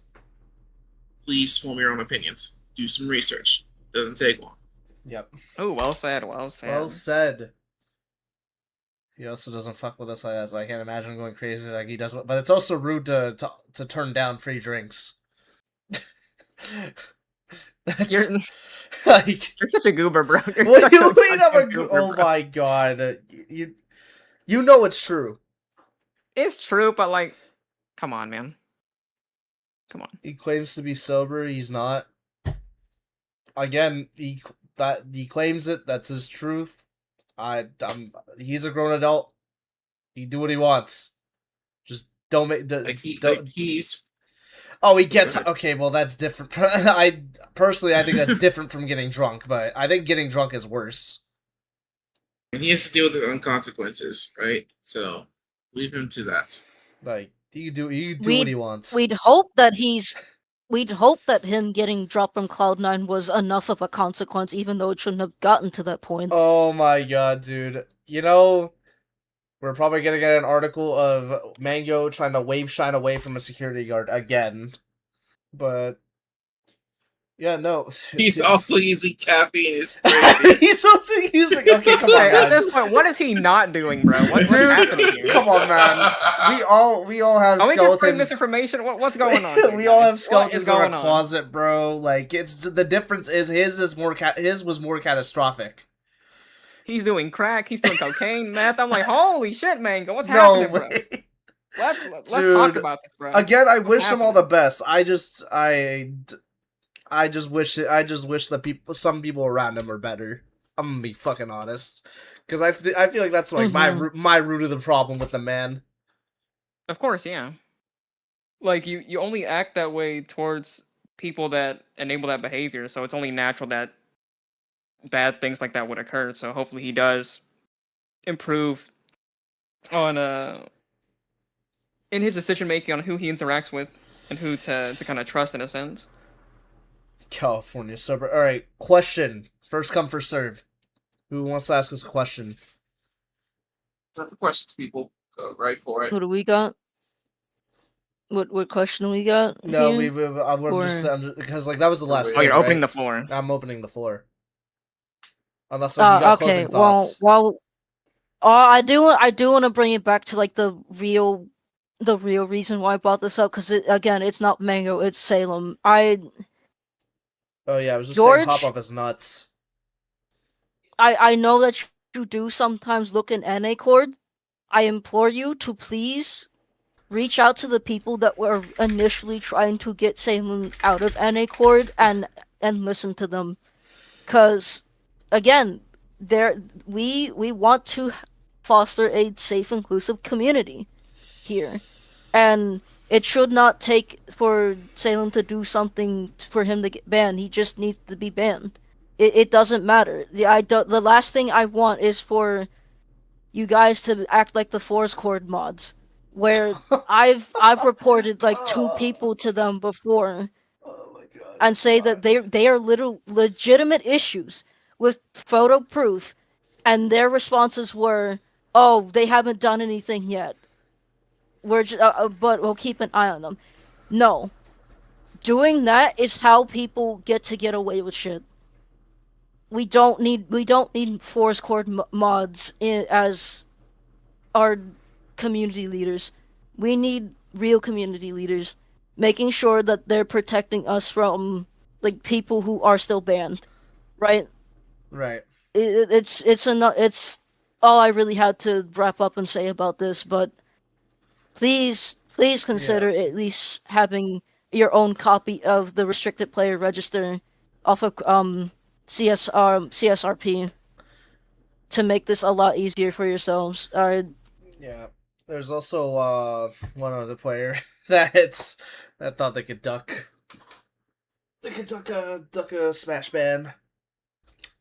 All right. Well, Goofed was fast to the trigger with the question. Thoughts on the cringe Jigglypuff ban? Fuck sakes, bro. I joked about talking about this today. Oh Lord. All right, Shadow, you want to go first? We are going to talk about it. Shadow, you want to go first? Okay. This ban. Wasn't it because he was like ledge camping? He's literally like even when he's behind, it was literally like it was literally what I was like what I decided to quit Ultimate, where I'm in fucking this is just an example where I'm in ladder, right? And then I'm the one ahead. I'm the one ahead. And then the Diddy Kong was camping me. I'm like, fuck, bro. All right, fine, you got it. This is the time where I would like flip the towel because I gave up. I'm like, dude, I'm not doing this shit. So yeah. Yeah. So my take on this is it really depends. But from what I heard, this tournament in question wasn't really like heavy in the prize pot. So in regards to that, I'd say yeah, you really need to get some help. He was just ruining the timing of the tourney from what I understand. All right, Skeptic. Or as Astro would say, he's icing me out. He's unironically icing people out mid set. All right, Skeptic thoughts. I don't even know what we're talking about. So the Jigglypuff player got banned literally for ruining the vibes, and like he was quite literally not even playing the game. He would literally just like grab ledge constantly, even when he's behind. We're running the timer out. He's griefing. That's it. Essence, yeah. Pretty much. Okay, yeah, I don't feel bad for the dude. He got what he wanted. He wanted attention. He got it. I initially felt bad until I watched one of the games for like 5 seconds. I'm like, oh my god. I would like to point a parallel because people have tried to compare this to HBox, and I'm just like, you do realize even when HBox camps, he's not necessarily just camping when behind. He's actively trying to force interaction. Dude, because like, isn't he also just spamming back air? Like, right, he's spamming back air. Like this is just Puff in general. But at the same time, it's like, not to mention, even in regards to that, he's actually playing for a lot of money. So yeah. Wait, this was a local. Oh my god. Yeah, that's even worse. What? Oh my god. That's actually lame, dude. That's actually lame. Oh my god. I thought this was that's like online behavior. I was so confused. Wow. Well, I wouldn't be surprised if he's banned from Crease Stab tournaments.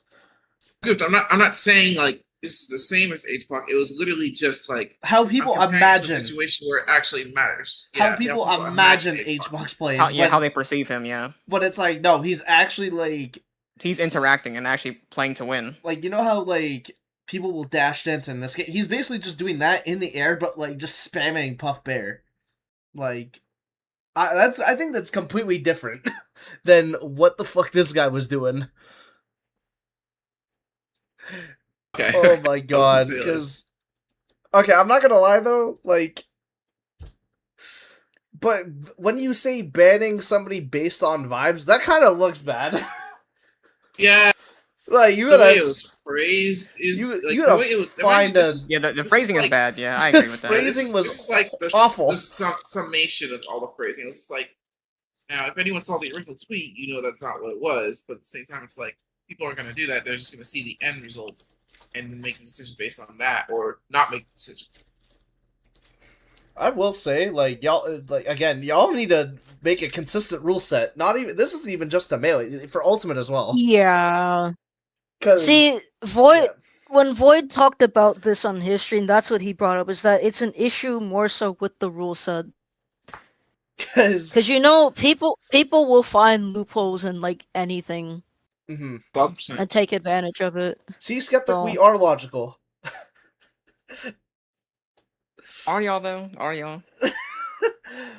Okay, but I will say it's like I'm surprised it took like what 20 plus years for somebody to actually fucking do this like on a and for it to get blown up on a scale like this. I'm impressed. He literally said he wanted to be racial good, but didn't want to grind or ranked or Okay, that's crazy. That's crazy. For not wanting to go on ranked, not want to at least grind on ranked endlessly. I think that's fine if you Mhm. don't want to play ranked because it's a whole different environment and just playing offline feels a lot smoother. So I can see that, but like griefing a local, I don't see what that does for you though. I don't know how you can improve from that at all. Even from like my perspective, it just wastes everybody's time. This guy wanted the TPP, but without being the top player. That's crazy. I saw that. Like, that was crazy. I thought that was funny. Alright. I'd have done the same shit. I'm like, homeboy, get your ass out of here, bro. You ain't. It's a message. You're not him, There's a bro. certain- You're not him. Oh man, There's that's a a certain like. yeah. You go. Sorry. You go first. I was gonna say there's a certain level of etiquette when it comes to like local scenes. Like it's the whole "don't be a dick" thing. Like, come on, you should know better. Yeah, it's more tight knit too. Like if this was like a major ish, I can kind of see this behavior happening. But like at a like local where people are just chilling and vibing, I'm like, come on, man.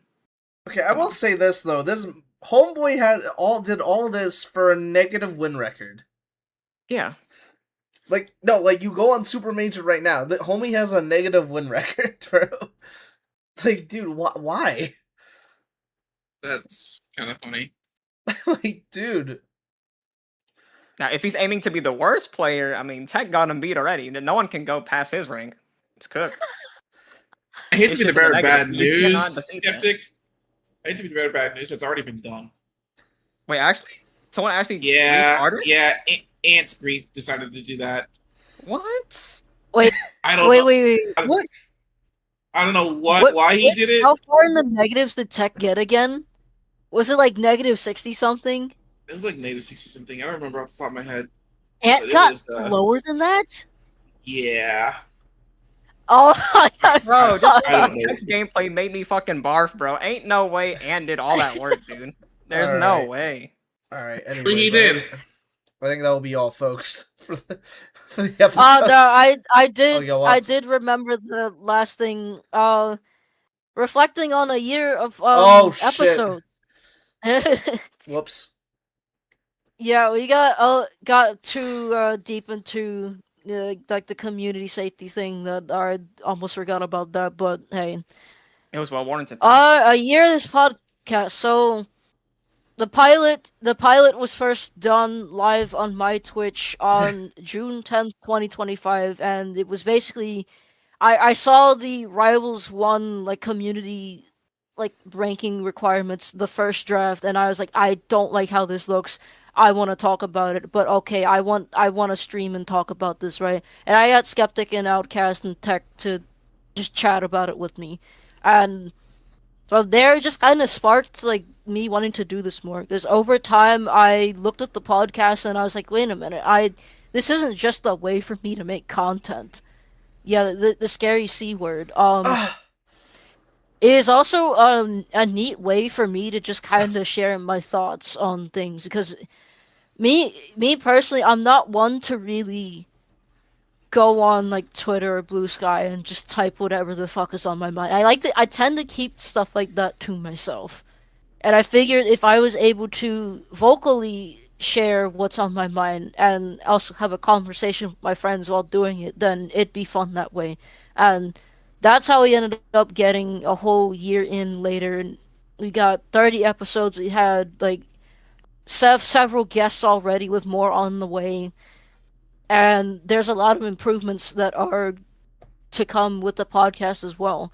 One of those improvements is that eventually I want to try using Video Ninja instead of the typical Discord call that you guys always see us in, because like I said this previously, I would like to make overlays for this podcast so that way everybody knows like who we are, especially for new people coming in. What our socials are if you want to follow us on them. Just neat quality of life improvements like that is that's how ingrained I want to be. I want to take this podcast at this point. And luckily we've had Polly and Mon help us out with like some things as well as Galaxy here and there. So shout outs to those two for like constantly giving us some advice on like what to do with stuff like thumbnails, titles, hooks, etc. Right? Uh what you guys probably noticed that recently the title name got taken out of everything.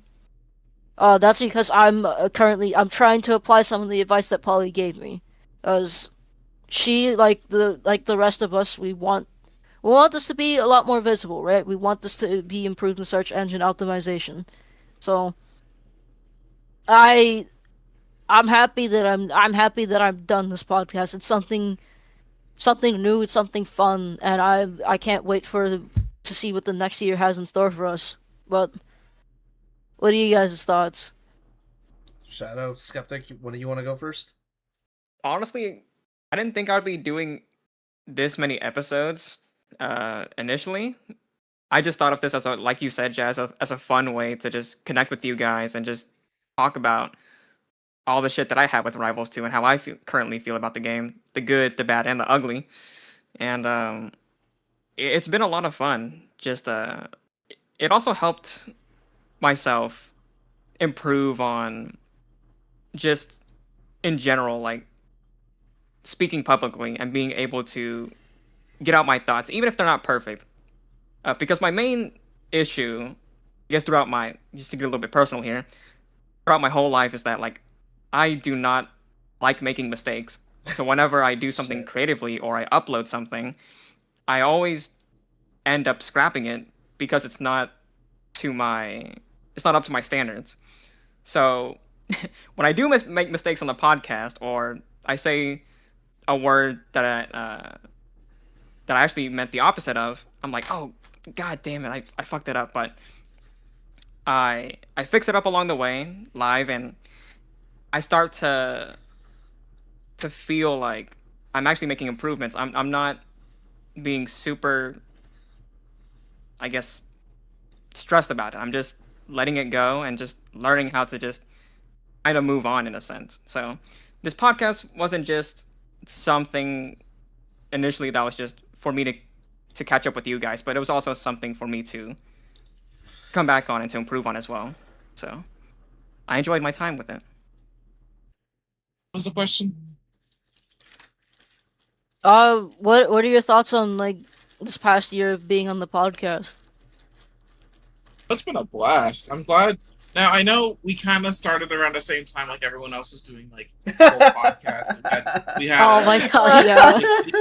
We had Zeke's Caster Curse. Oh my god. We had MSB doing his own podcast, but like I'm kind of glad that ours is sticking around a lot longer and we're starting to get more out of it. I do encourage people to actively do their own podcast as well, just to get another side of information that honestly we don't really have, because not a single person's gonna know everything about the history. And to be honest, I'm actually very curious to hear other people's perspectives and takes on it. So please, I'm glad we can keep doing this, and let's keep going on. And please, to anyone out there, just go forward, go for it. Because honestly, this past year's been a blast. Oh man, I didn't think we would be doing this for a whole fucking year. There have been some wild shit we've said that. Oh man, even in this episode, I'm like, damn. I have no regrets about some of the shit that I have said or that we have said that could even take us completely out of context. All right, we got him, boys. We got him. Clip it. It's over, Outkast. You're canceled. You're canceled, little bro. You're Oh, Flip him right now. Dude, man, He I has don't know. no regrets in what he said. He's doubling down. He's tripling down. Quadrupling down. Yeah, actually, yeah. You know what? Go for it, bro. Sure. Yeah. What I said was true. What I said before was true. I'm not gonna repeat what was said, but I am correct. But I do actually. You know what? No, I will say this. I do stand by that Melee TOs suck for the past 20 years. It's Okay. It's okay. Dude drinking since he was adolescent to make a well-informed decision faster than all y'all combined. That's crazy. Anyways, nah, but for real though, no, it's been good. Now, it's good to see that there have been improvements in some of the things that we've been talking about, right? Of like the community, like because we talk about Rivals 1, Rivals 2, and other happenings on other Fighters. Now, I could say on the Rivals 2 side, there's been improvements. Smash sometimes, and yeah, we don't talk about the other one. Anyways, yeah. I think that's where... And there are other pop fighters that are on the come up that we are going to be talking about. They just gotta get out of beta. Because I do want to talk about those. Yeah, we're waiting for the next Combo Devils beta Oh again. man, I was going to say Punch Upon a Time, but yeah. There That- we go. that Once too, upon that a too. time. There we go. Hold on. Next Yeah, bro, esports game. Yeah, King Arthur, you go crazy, bro. There we go. There we go. Anyways, that... What do you mean? Arthur's still in beta? It's so true. It is still in beta. You're so right. Anyways, yeah, that's where I'm gonna cap it off at. Alrighty then. I'll end with one more thing. Yeah, I can't deny we have been getting unhinged as time has gone on. Jesus. Yeah. No, Goof. No. That's no, Tech's game right no. there. Bam, bam, boom. That's all him, bro. That's all Tech him. Tech isn't here right now. He's not. Neither is Cyan. He wasn't here earlier. But anyways, yeah. That But yeah. I'm sure Tech couldn't be here because again he's touching grass. Something did come up with his father recently, but I can guarantee you all, Tech's also been having a blast being here, talking to y'all, giving you guys like what things used to look like in the past, or Melee when he was getting into Plat Fighter, stuff like that. It's always a pleasure to have Tech around, and we'll see him in future episodes per usual. But that's gonna do it for tonight. Thank you all for listening. Make sure to tune in on YouTube or Spotify to catch up on our previous episodes. If you haven't seen them already, this one's probably going to take a bit to upload. Do again apologize on kind of the very slow uploads. Still in the process of getting summer school done, but Man, you're once that's over, hard. things are a lot more consistent. Yeah, TLDR, I am still working my ass off, but it'll be over soon. So fucking hard right now. But yeah, that'll be all right.